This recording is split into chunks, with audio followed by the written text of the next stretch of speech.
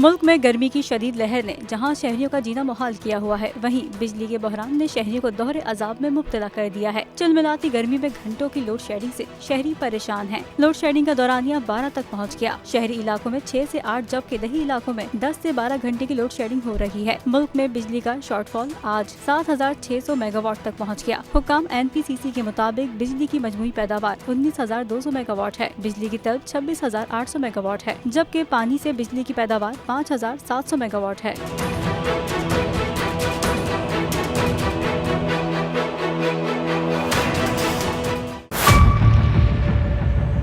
Mayor Karachi के इंतखाब की जंग, बोल ने फिर छोड़ दिया सबको पीछे।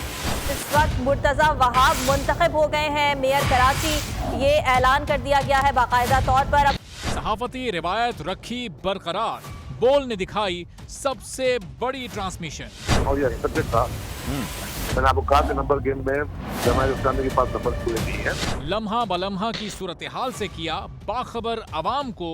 रेंजर्स के एहलकार और पुलिस के एहलकार हैं, वहाँ अलर्ट है और वो इस बात की कोशिश कर रहे हैं कि अब कोई नाखुशगवार वाक़या जो है वो रूनुमा ना हो सके, क्योंकि बोल है पाकिस्तान का नंबर 1 न्यूज चैनल।